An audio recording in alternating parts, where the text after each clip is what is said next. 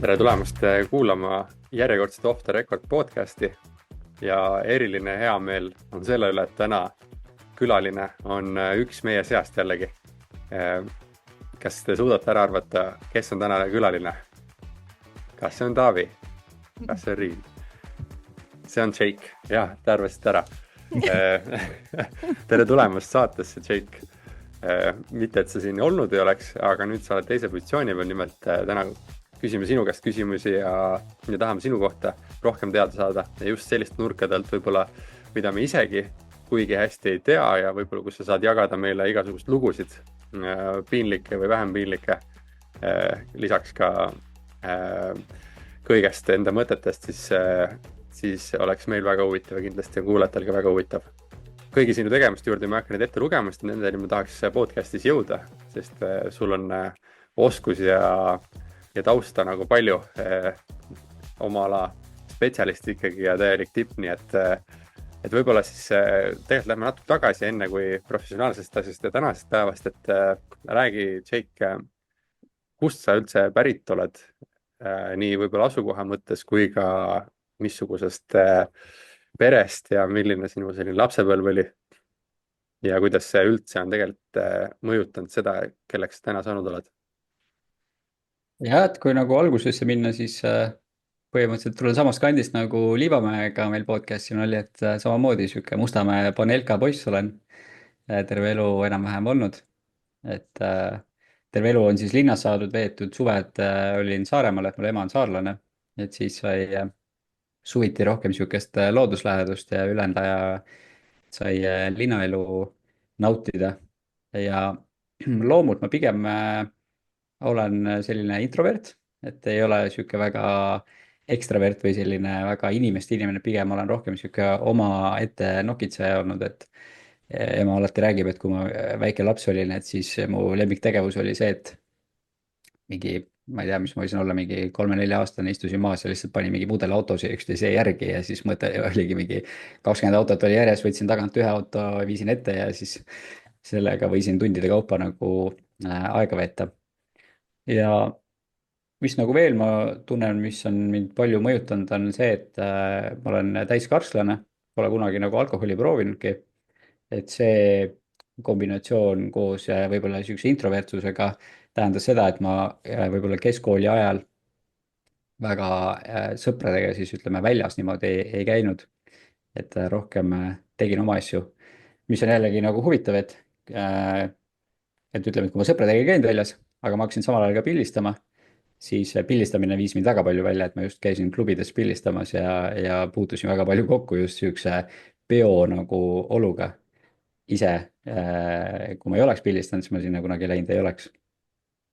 Aga Ja kas see, et jah, mitte joomine või karsklaks olemine on kindlasti nagu igatpidi kasulik ja positiivne, et nii palju plusspooli, et kas see tuleb mingi konkreetse põhjuse pärast või lihtsalt tegelesite muude asjadega, ei sattunud perekonnas on võib-olla teistsugused head väärtused või kas seal on mingi põhjus ka? pigem ma arvan, et ma nägin nagu oma pere lähedalt, et mida see alkohol võib teha. Ja siis võtsin juba kohe väiksena vastu otsuse, et ma ei taha juua. Et see ei ole kuidagi nagu mingi, väga palju küsitakse, et kas ma olen usklik. Ei ole kuidagi usuga nagu seotud. Lihtsalt nägin, et alkohol nagu ei ole hea ja siis kuidagi võtsin selle otsuse, et ma ei taha sellega tegeleda. Ja nüüd on juba nagu imelik alustada, et sa oled nii kaua ilma olnud, et ei taha nagu seda pikka teed siis nii-öelda ära nullida. Kuigi ma jah, olen mõelnud, et mis siis oleks nagu, aga ei ole jah. sellega on jah natuke teistmoodi kui investeerimisega, et ei soovi, et oleks varem alustanud. Mhm.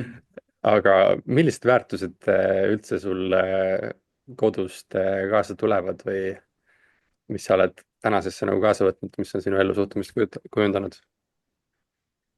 Ma arvan, nagu kõige rohkem on kujundanud see, et mina ja mu vend olime väga palju koos oma emaga ja see on loonud niisuguse tugeva sideme mul emaga ja siis ma olen ise tundnud, et ma tahaks enda lastele ja enda pere jaoks ka olemas olla.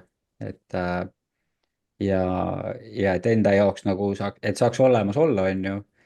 siis tänapäevases maailmas mulle tundub, et sul peab olema raha, sest et muidu sa pead tööl käima, et lubada enda perele asju ja siis see omakorda on ju viinud investeerimise juurde, et tekitada niisugust passiivset sissetuleku, et ma ei peaks mõtlema tööle, vaid saakski olla siis perega koos ja pühendada põhimõtteliselt lastele ja abikaasale. no mis on võib-olla olnud, kas on üldse olnud selline pöördeline moment, mis sa ära tundsid, et kui sa kas otsustasid siis näiteks fotograafiaga tegeleda või siis investeerimisega alustada, et kas sa mäletad mingit suurt sündmust või mingit mõttemuutust, mis selleni viis? Äh, foto osas otseselt ei meenu, aga investeerimise osas oli see, et kui sa teed pilti ja seda nuppu sinna katikule vajutad või päästikule vajutad, ainult siis sa teenid raha nii-öelda. kui sa seda ei tee ja sa jääd haigeks, siis keegi sulle ettevõtjana nagu seda haigeks olemist kinni ei maksa.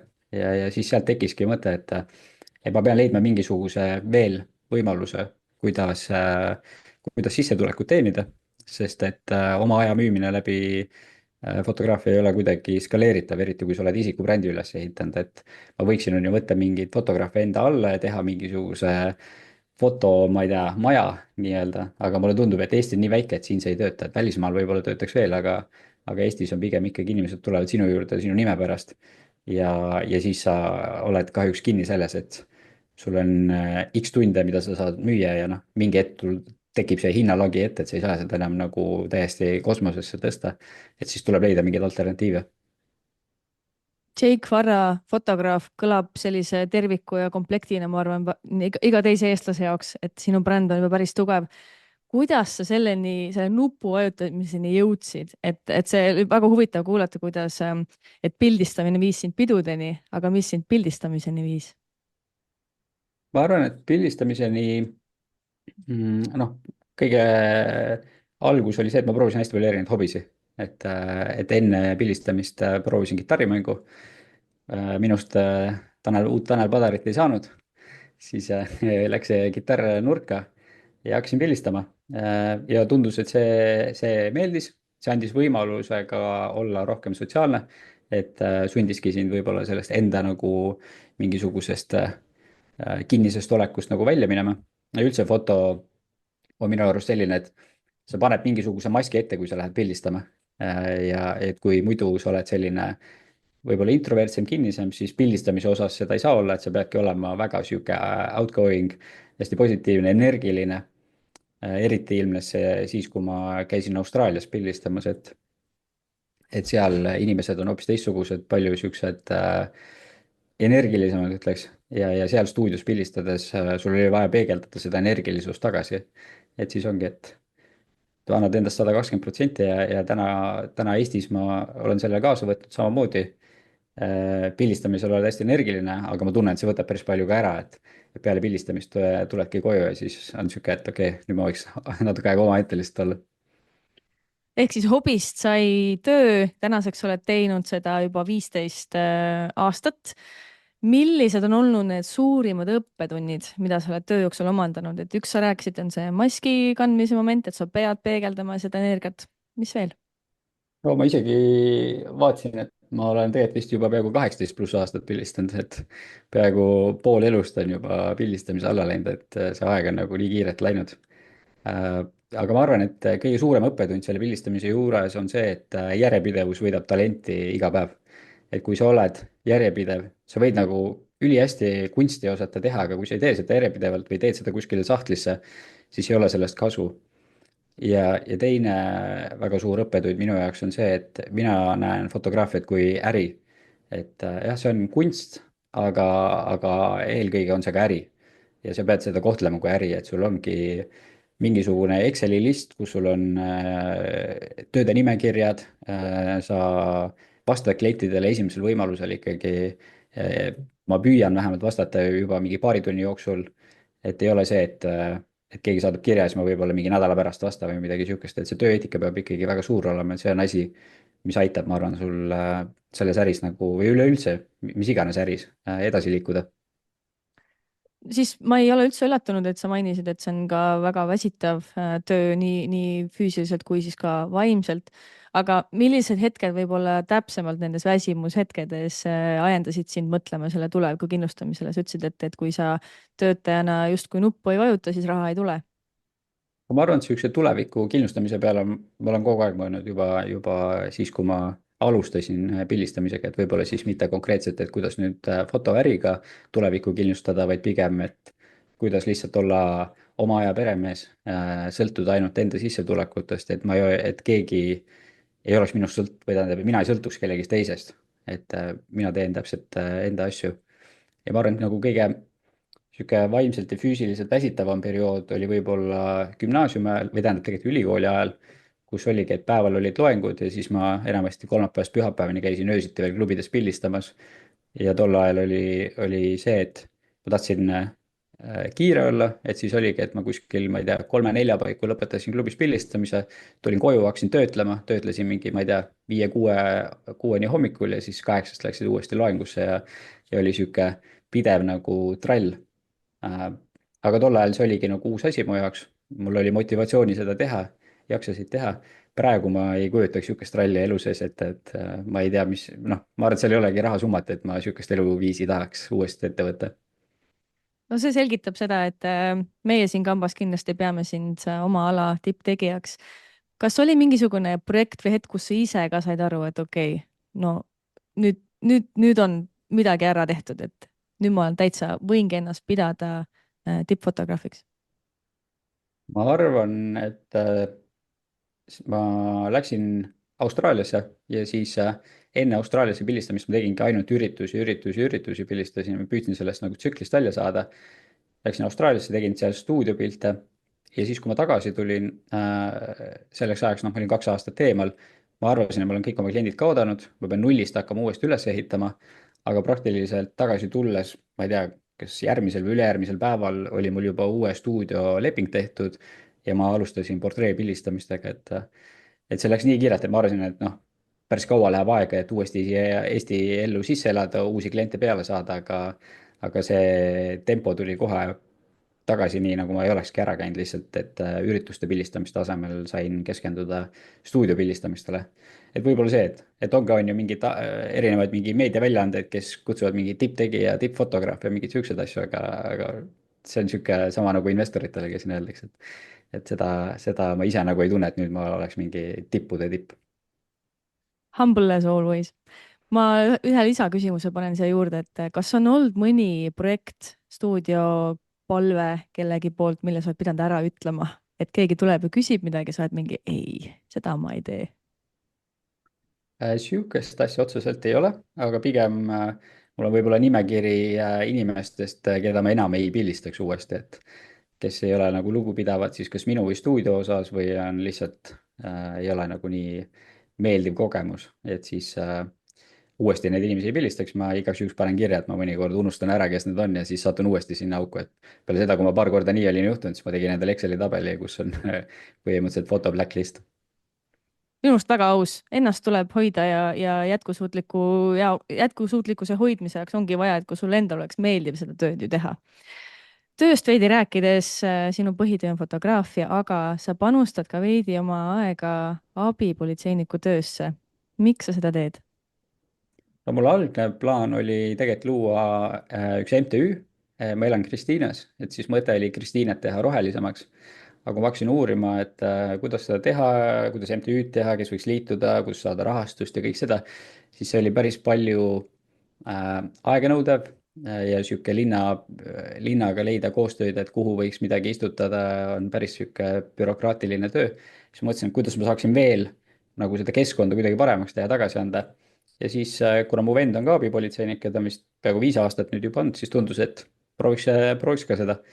ja siis liitusingi abipolitseinikuks olemisega ja siiamaani on päris äge olnud, et ongi, et kui ma pildistan, on ju, see on niisugune ühe inimese töö enamjaolt, siis abipolitseinikuks olemine on niisugune meeskonnatöö, et see on hoopis midagi teistsugust, et sa töötadki mingisuguses struktuuris kellegi all, kellegi elude eest sa pead vastutama, et see ampluaa on hoopis teine, et ka fototööga saad, on ju, näiteks kui me pildistasime presidenti, saime ka politsei eskordiga põhimõtteliselt läbi linna sõita ja pildistada, on ju, aga nüüd ma saan ise see nii-öelda eskort olla ja ise sõita mingi 100+ kilomeetrit tunnis linnas ja seda adrenaliini ja põnevust nagu tunda.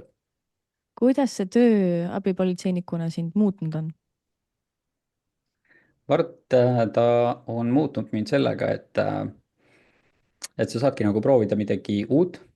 Kuna ma ei tee seda nii palju, et on ju fotot, ma olen 18+ aastat teinud ja praktiliselt iga päev, siis abipolitseinikuna ma käin paar korda kuus ja ta hoiab seda niisugust värskust ja annab lihtsalt midagi muud teha põhimõtteliselt. okei, no oleme rääkinud su elust küll ja küll, et aga inimesed tahavad rahast ka midagi kuulda. et räägime rahast ka, vaatame portfelli sisse ja räägime strateegiatest. kui mu luureandmed ei peta, siis sa alustasid nii-öelda teadlikult investeerimisega 2017. aastal, aga oled varasemalt ka 2007 mingisugused tehingud teinud ja käe valgeks saanud. et mis sul siis juhtus ja miks sa ära lõpetasid ja miks sa siis uuesti investeerima hakkasid? ma hakkasin täpselt enne seda kriisi põhimõtteliselt investeerima. Siis mul jäi ka natuke raha üle, läksin ostsin mingeid erinevaid, enam täpselt ei mäletagi, mingeid Tallinki aktsiaid ja mingisuguseid Balti börsi põhimõtteliselt aktsiaid veel.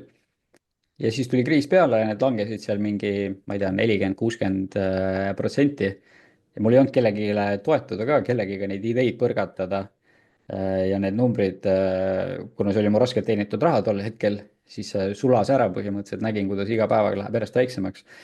Siis hakkasin pabistama, müüsin kõik need positsioonid maha ja tundsin, et see investeerimine on üldse mingi skämm. Siia ma küll enam tagasi ei tule. Panin selle peatüki endal kinni ja noh, ja siis läkski peaaegu, ma ei teagi, 7–8 aastat vist, kuni tekkis uuesti julgus või tekkis uuesti huvi ja hakkasin uuesti siis investeerima. aga mis sa vahepealsel ajal tegid, kas sa siis põhimõtteliselt elasid nii, et kogu raha kulus ära või sa kogusid lihtsalt selle konto peale või oli mingi muu elustiil? Põhiliselt kogusin konto peale, et siis oligi, et kas ma kogusin raha, et osta endale mingi parem kaamera, siis ostsin, et ma olen terve elu suht säästlikult elanud, et sihukest pillemist nagu ei ole olnud, aga pigem jah, hoidsin lihtsalt kas konto peal, vajadusel ostsin mingit tehnikat asja juurde ja siis lõpuks 2016–17 oligi, et mul oli juba nii palju raha kogunenud, et siis tundus nagu totter seda lihtsalt pangakontol hoida ja siis hakkasingi, alguses ma terve aasta lugesin erinevaid blogisid, kuulasin investeerimisraadiot, erinevad raamatud lugesin läbi, kuni ma mõistsin, et okei, ma olen juba peaaegu aasta aega seda teooriat õppinud, aga nagu ma võiks reaalselt midagi teha ka ja siis paningi esimesed summad vist Mintose platvormile, nägin, et sealt mingid sendid juba tulevad tagasi ja siis see on hoopis nagu teine tunnetus, kui sa reaalselt oma raha kuhugi paned, ega ma alguses paningi mingi, võib-olla mingi paarsada eurot või isegi alla selle, aga see paarsada eurot mulle tundub, annab rohkem kogemust kui lihtsalt tundide ja tundide kaupa mingi info läbitöötamist. Äh, sul on põhimõtteliselt nüüd 7 aastat vähemalt seda, ütleme, teadlikku investeerimiskogemust. et selle ajaga kindlasti oled saanud niisuguseid huvitavaid õppetunde, et kui sa peaksid tooma, ma ei tea, 2–3 kõige suuremat õppetundi välja selle aja jooksul, et mis need siis oleks? ma arvan, et kõige suurem õppetund on järjepidevus. See, et seda tuleks teha järjepidevalt, et ma just siin Portfello kaasabil olen enda aktsia mingi positsioonid sisse tõmmanud ja siis ma olen vaadanud, et ma mingi hetk olen mingeid positsioone võtnud ja siis need on jäänud seisma. aga kui ma oleks järjepidevalt neid edasi ostnud, siis mu portfell oleks hoopis teine, kui ta praegu on. ja teine suurem õppetund on see, et kogukond on väga oluline, et kui ma uuesti alustasin, siis mul õnnestus, olin Taavi, sinu loodud selles finantsvabaduse grupis aktiivne. Kristi Saare nägi mind seal, siis ta tegi ettepaneku, et kuule, et meil on siin üks mastermind grupp, et äkki tahaksid liituda. ja ma olin muidugi nõus. Minu jaoks tol ajal mu eeskujud, kelle blogis ja asju ma olen lugenud, kutsusid mind nüüd oma mastermind gruppi, ma olin väga sillas sellest. kutsuti mind sinna ja siis see on nagu väga suurt tuge pakkunud, et sa saadki oma ideid põrgatada, rääkida, kus sa oled, mis sa teed. ja ma arvan, et see on aidanud mingitest, mul väga suuri kaotusi ei ole olnud, on ju, aga need, mis on või mingid muud mõtted on aidanud sellest nagu üle saada. jah, tegelikult ütleme, paljud investorid, kes võib-olla on alustanud siin viimastel aastatel investeerimist, ei tea, et sa kirjutasid ka blogi anonüümse aliase rahapott nime alt, et kus sa või miks sul üldse nagu see mõte tekkis, et enda blogi kirjutada, miks sa seda hakkasid tegema anonüümselt? Kui ma Austraalias käisin, siis ma Austraalias käigu ajal pidasin ka tegelikult blogi.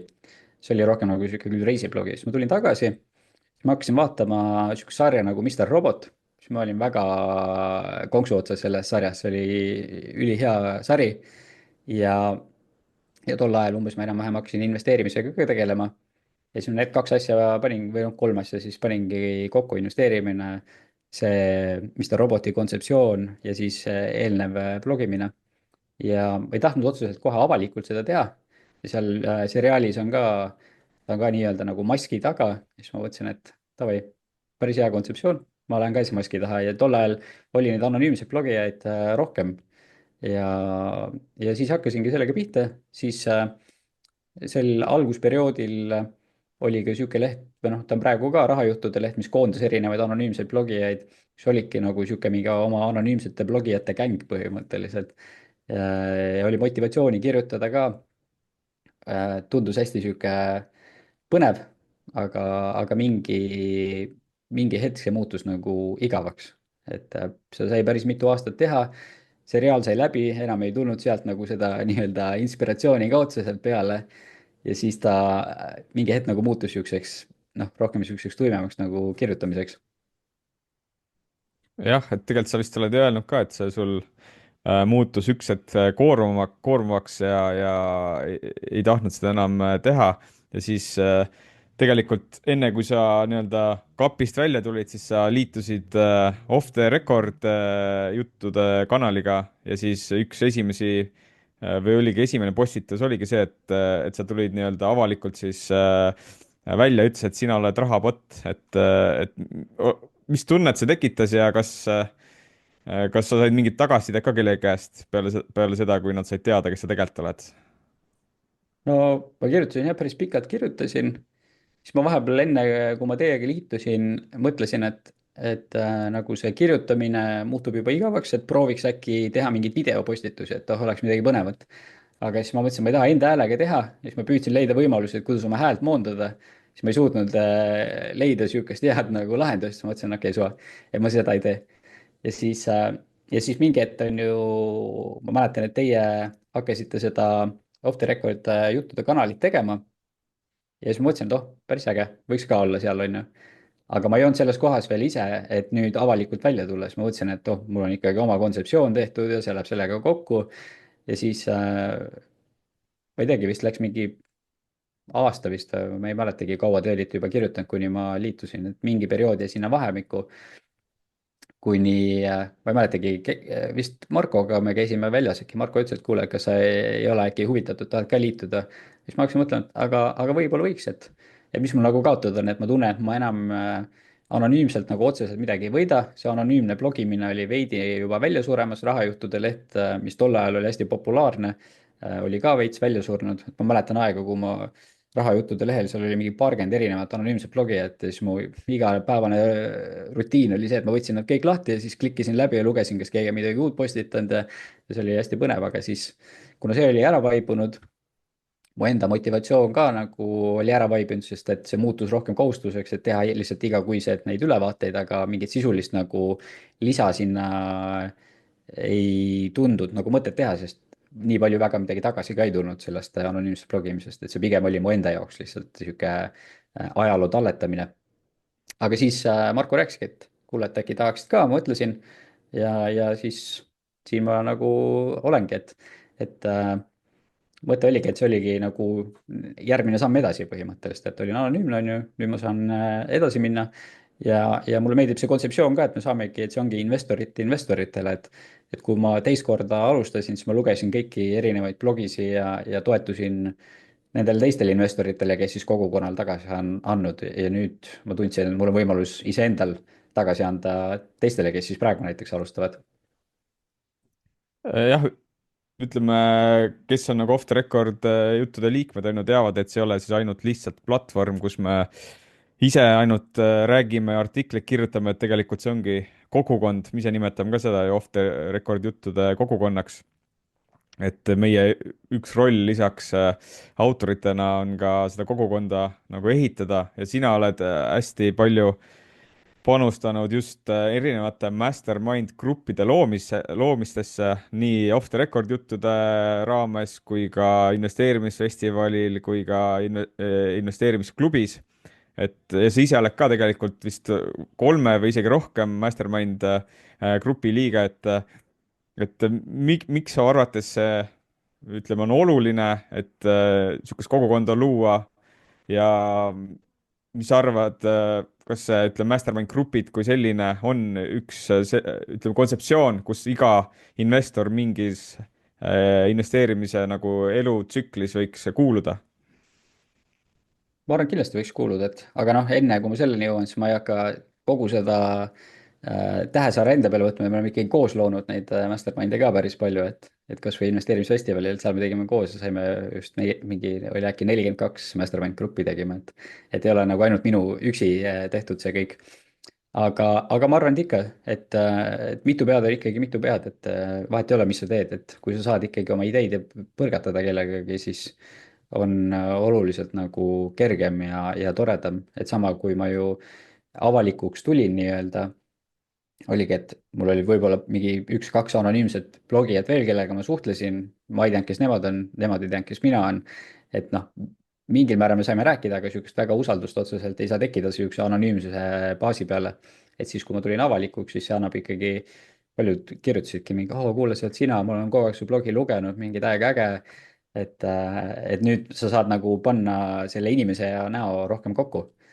et see on nagu väga tore olnud ja ma arvan, et meie, ütleme, see off the record'i punt on ka niisugune väike mastermind põhimõtteliselt, et see on äge kommuun ja ma soovitaks kõigil ikkagi proovida vähemalt mingi hetk siis, et võib-olla tõesti sul ei sobi ja sa oledki täielik üksikhunt, aga ma arvasin ka, et ma olen üksikhunt, aga tegelikult koos on ikkagi palju kaugemale võimalik jõuda. Üks huvitav küsimus, mida sinu investeerimisportfelli kohta tahaksin küsida, on see, et ma tean enam-vähem, mis sul portfellis on olnud. Ma tean, et sa oled seda päris palju aastate jooksul ümber mänginud, fookust muutnud, et võib-olla sa oskad välja tuua, et milline on sinu tänane investeerimisfilosoofia ja kui sa peaksid nagu võrdlema, ütleme, selle arengut, et mis sa välja tooksid, et mismoodi see on ajas muutunud? ma arvan, mida aeg edasi läheb, seda mugavamaks ma lähen, et seda passiivsemaks ma tahaks portfelli viia ja ma tahaks nii, et ma ei peaks, noh, mulle meeldib igapäevaselt sellega tegeleda, aga ma tahaks, et mul ei oleks seda kohustust, et ma pean igapäevaselt tegema, et võtagi siin Riinult eeskuju ja panedki lihtsalt põhimõtteliselt indeksfondi ja rohkem ei pea nagu muretsema, sest et nagu numbrid näitavad, siis võib-olla sellega teenid isegi rohkem, kui siin püüad mingi erinevaid üksikaktsiaid analüüsida või mingite korteritega tegeleda, et kui ma alustasin, siis mu portfell oli suuresti kinnisvarausku, olid erinevad korterid ja praegu mul ei ole ühtegi korterit enam. kuigi, kui ma siin mõne teises mastermind grupis räägin inimestega, et aeg-ajalt ikkagi see kihk tuleb üles, et kuule, aga võiks äkki mingi korter ikkagi kuskil osta. siis on tore, et viimasel paaril kohtumisel teiste gruppidega on siis teised liikmed, kellel on praegu korterid, siis nad on rääkinud, et tead, tahaks väljuda sellest kinnisvaravärgist, et ei viitsi, et kellelgi jälle vetsupott on kuskil katki või mingi üürnik jaurab mingi prussakate asjadega, et pigem noh, võib-olla kui sul on niisugune Mihkel Kuke staatuses mingi high-end, väga mingi luksuslikud korterid, et siis sul ei ole niisuguseid probleeme, et minu kinnisvarakorterid olid pigem ikkagi niisugused äärmisel juhul kahetoalised Panelka korterid ja seal ei ole midagi väga ilusat ja seal alati leiab mingisuguseid probleeme, et siis kui praegu vaadata neid tootluse numbreid ka, siis see on ikkagi üsna niisugune aktiivne tegevus, et pigem tahaks nii, et ma ei peaks investeerimise peale otseselt mõtlema, mu eesmärk oleks see, et konto peal lihtsalt oleks raha, kus see läheb automaatselt maha ja mu eesmärk oleks lihtsalt siis selle sissetuleku ja selle raha olemasolu selle konto peal, mitte et ise nüüd hakata iga kord mõtlema, et kuhu ma seda suunan või kuidas ma seda suunan. aga mis on täna sinu lemmikvaraklass ja millises varaklassis sa oled pettunud ja miks? ma arvan, mu lemmik on praegu, ma arvan, et aktsiad. et see on pakkunud nagu kõige rohkem võib-olla niisugust põnevust, et mulle meeldib ise nagu mingeid analüüse teha, lugeda erinevaid raporteid. selle põhjal enne aktsiaid tegelikult mulle väga meeldis krüpto, aga siis, kui ma krüptost väga suure summa ära kaotasin, siis enam nagu nii tore ei olnud. et ma arvan, Marko suudab samastuda selle tundega. et siis pigem praegu on jah, aktsiad olnud ja võib-olla kõige halvemalt on üllatanud ühisrahastus ja siis laenude andmine, eriti Planet 42 kaasuse raames. on hea, et sa panid selle ühisrahastuse nime alla, et ühisrahastust võib siis, mis sinna alla läheb, siis täna lähevad sündikaadid, siis lähevad Funderbeam Estate Guru, Crowd Estate, ma ei tea, Mintos. no kõik need miinused. ja, et oma kogemus tundus, et ühisrahastuse hiilgeaeg oli 2014 algusega ja 2018 juba hakkas nagu ära vajuma, et siis see 2017 sisenemine oli natuke nagu hilja, on ju. kuigi noh, kui ma tulin, siis ühisrahastus oli nagu number üks, kõik oli mingi pane ühisrahastus, saad väikeste summadega alustada, tule kohe, mingi oma raha, Mintos, kõige paremad asjad, aga peale seda, kui ma Mintuses sain vastu laksu vastu näppe, kui Finko läks pankrotti nii-öelda ja mul seal jäi päris suured summad kinni, siis rohkem ühisrahastusega teenida või sinna rohkem raha nagu panna ei tahtnud. Oleks võinud sealt õppida, et mul oli Mintoses ka too hetk liiga suur osa portfellist, aga näed, läks mingi, ma ei tea, 7 aastat mööda ja ikka sain sama paugu Planetiga, sest ikka oli liiga suur summa kuskil, et peab seda riskihaldust ikka väga korrektselt jälgima, et ei maksa nagu teha mingisuguseid mõõndusi. ma ise just pidin kokku panema sellise esitluse, mille nimi oli põhimõtted jõukuse kasvatamiseks ja säilitamiseks. siis ma tahtsin küsida, et sinu kogemuse pealt, et sa oled ka nagu proovinud hästi palju eri asju ja õppetunde saanud ja võite saanud, et kas sul on tekkinud mõned sellised igihaljad õppetunnid, mis sa oled investeerimisportfelli kasvatamisest, juhtimisest ja, ja üldse jõukuse säilitamisest omandanud aastate jooksul? no ma arvan, et nagu kõige igihaljam soovitus või õpetus on siin, mis Warren Buffett on öelnud, et ära kaota raha. ja selle vastu mina eksisin ja nagu mitte seda raha kaotada tähendab, et sul on hea riskihaldus ja mul ei olnud hea riskihaldus, et ma arvan, et kui sa suudad nagu vähe raha panna mingitesse positsioonidesse, ehk siis sa ei lase seda riski ühe positsiooni osas liiga suureks, siis on kõik juba hästi. ja teine, mida ma olen kuulnud, on see, et lahutus võib väga kalliks minna. nii et ma loodan, et ma seda kunagi ei pea läbi tegema. kuldsed sõnad, et kui sa nüüd mainidki, et sa oled, üks väärtusest on see, et investeerimine aitab nagu põhimõtteliselt tagasi võita aega, et sa ei peaks nii palju sõltuma siis tööotsadest, saaksid perega rohkem aega veeta ja nüüd mainid seda ka, et lahutus on iseenesest kallis asi ja seda ka ei taha nagu teha, et räägi siis sellest, kuidas sa leiad selle tasakaalu investeerimise, töö ja pere vahel, et kust need piirid jooksevad ja kuidas sa ise seda majandad ja kuidas sa mõtled sellest? ma arvan, et seda vastust mu naine tahaks väga kuulda. ma arvan, et ta saab kuulda seda kohe, kui me selle podcast'i välja paneme. et see on väga. ja võib-olla, Jake, ma segan veel vahele. ma arvan, et paljud naised ja ka mehed tahavad selle vastust teada. see on isegi igihaljem põhimõte, kui need eelmise investeerimise teemad. ega aus vastus on, et see on tegelikult väga, väga raske. et meil just sündis laps ka, mis teeb vajalikuks, et sa pead tegelikult tõmbama mingid piirid. et kui enne võib-olla sai niimoodi ebamääraselt toimetada, et kõik oli läbisegi pudru ja kapsad, siis ma arvan, et nüüd lapsega tulles on vaja sellele ajale väga konkreetseid piire tõmmata, et ju öeldakse, et kui sa tahad palgatöölt, et tule palgatöölt ära, et sulle ei meeldi 9-5 töö, on ju, aga kui sa tuled ettevõtjaks, sa oled 24/7, sa oled kõik jõululaupäevad, noh, praktiliselt iga päev, ma isegi öösel unes ma lähen magama, ma näen, et mingi pildistamisele meikarid ei tulnud kohale, ärkan üles, mõtlen, et oh my god, kus ma leian uue mingi Makeri hommikul kell 8, kui mul 9 on klient ukse taga, et sa oled kogu aeg selles sees ja väga raske on nagu välja sellest lülituda. et ma arvan, et ma ei oska öelda, kuidas neid piire veel tõmmata, et ma arvan, et see aasta minu jaoks saabki olema selline väljakutsev ja õppiv aasta, et koostöös siis naisega leida need piirid, et praegu me oleme mõelnud, et okei, et teeme, et ma pühapäeviti enam ei võta töid, et pühapäeviti on perepäev. aga ilmselgelt see on nagu vähe nädala mastaabis, et lihtsalt üks päev siis teha nii-öelda töövaba päev. aga see on rohkem, kui ma 18 aasta jooksul teinud olen praktiliselt. et siis tasa ja targu püüame sealt neid piire nagu nihutada rohkem sinnapoole, et tööosa jääks vähemaks ja pereosa oleks rohkem, sest lõppkokkuvõttes ju kogu see investeerimine saigi alguse sellest, et ma saaks perega aega veeta, et ma ei saa ju panna rõhku tööle, sest et nagu see rikub selle algse kontseptsiooni üldse ära. sa oled ilmselt saanud selle peale kaua aega mõelda, et kui palju on sinu jaoks siis piisav?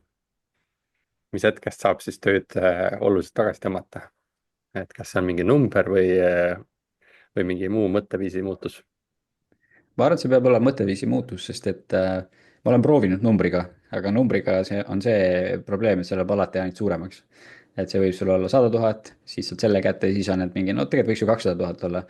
siis on 200 000 käes, mõtled, no 500 000 võiks olla ja siis isegi kui saad 500 000 kätte, siis mõtled, aga tegelikult võiks ju passiivne sissetulek olla hoopis mingi X summa ja siis sa saad selle kätte, siis vaatad Markot, no tal on nii palju, ma tahaks ka nii palju.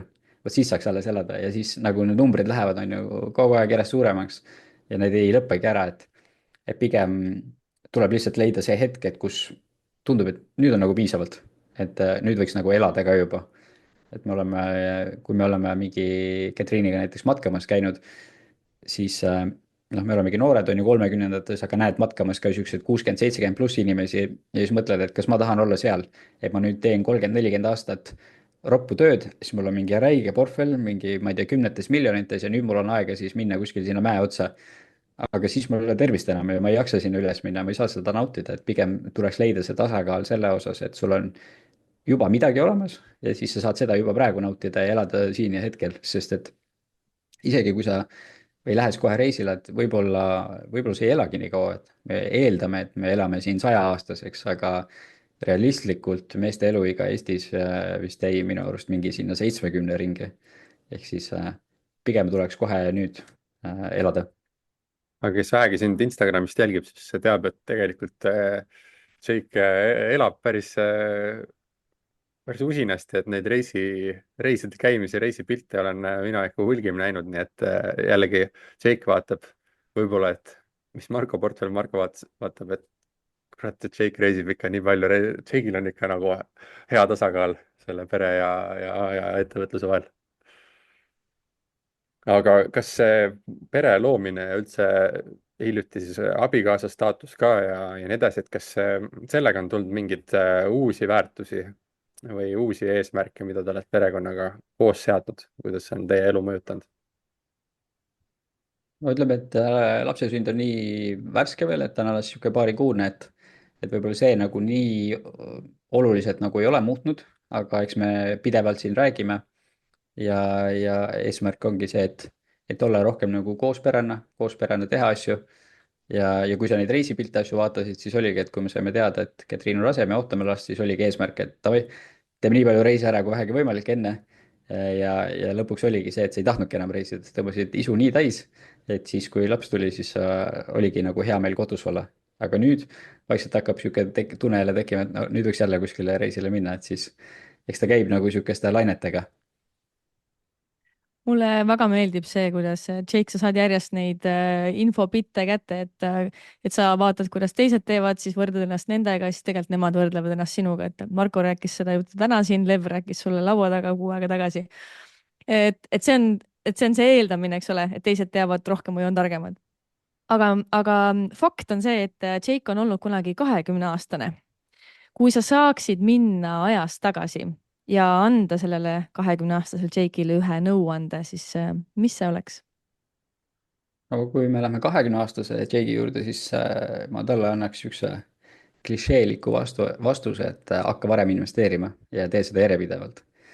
aga kui minna nagu natuke filosoofilisemaks ja natuke veel rohkem tagasi, siis ma võib-olla läheks selle Jake'i juurde, kes gümnaasiumis oli ja ma ütleks talle, et mõtesta läbi, kellega sa ennast ümbritsed, et tol ajal mul oli sõber, kellega võib-olla ta tõi minu halvad küljed välja, ma tõin tema halvad küljed välja ja siis me natuke nagu keerutasime sihukest natuke rohkem mingi mustemasse auku.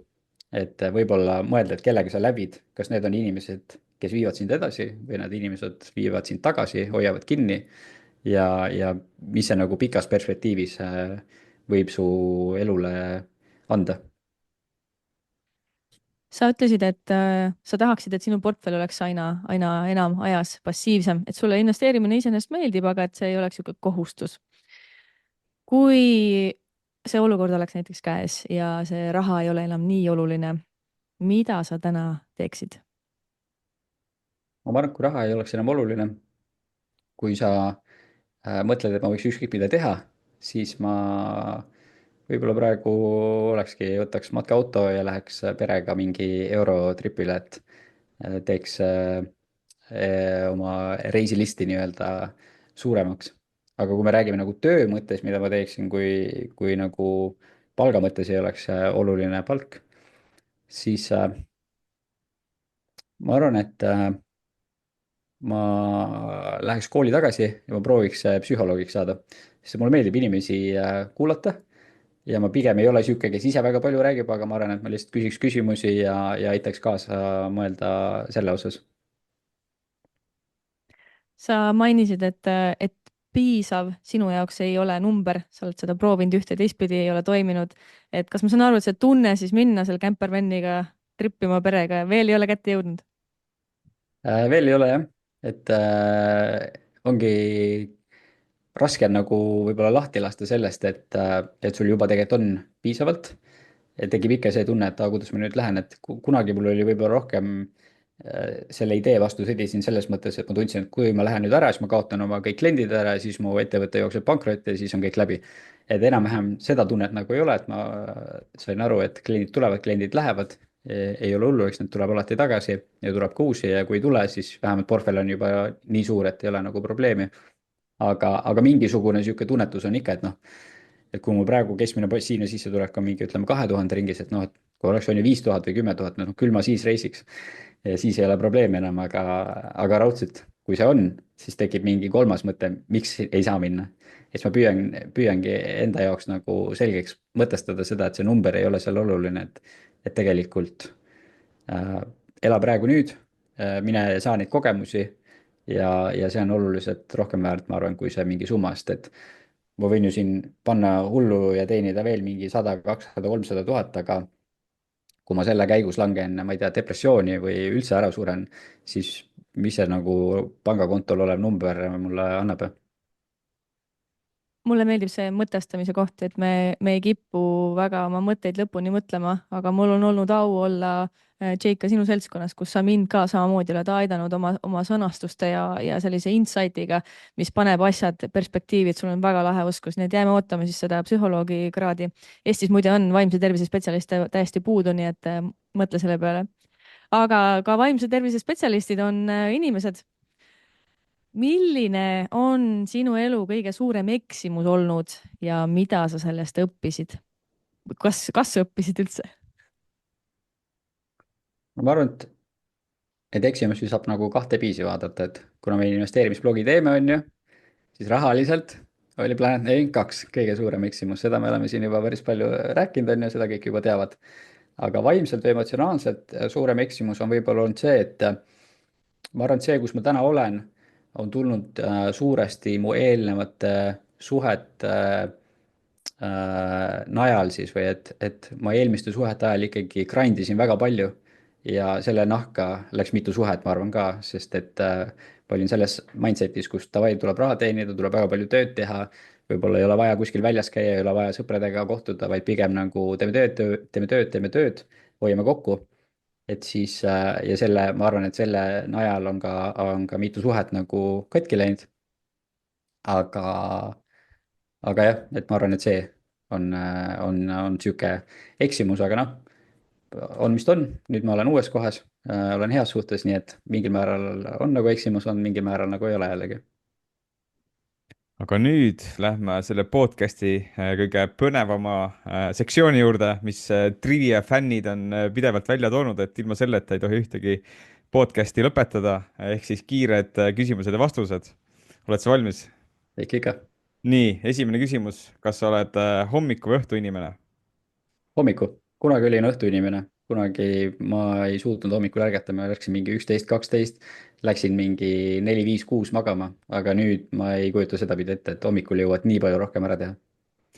Järgmise küsimuse käskis sisse panna meie sõber Tauri, kes maksis mulle altkäemaksu ja tema küsimus on selline, et kas nõukaaegne üürikorter Mustamäel või Baltic Horizon fond? Nõukaaegne üürikorter, ma saan seda vähemalt paremaks teha. Tauri tegi täieks, jah.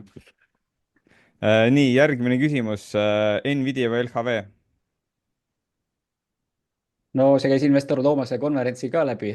Ma peale seda ostsin LHV-d. Ma ei näe, et Nvidia saab nii palju veel tõusta, aga ega ma arvasin seda eelmine kord ka ja vahepeal Nvidia on väga palju tõusnud, nii et minu otsused võib-olla ei ole kõige õigemad.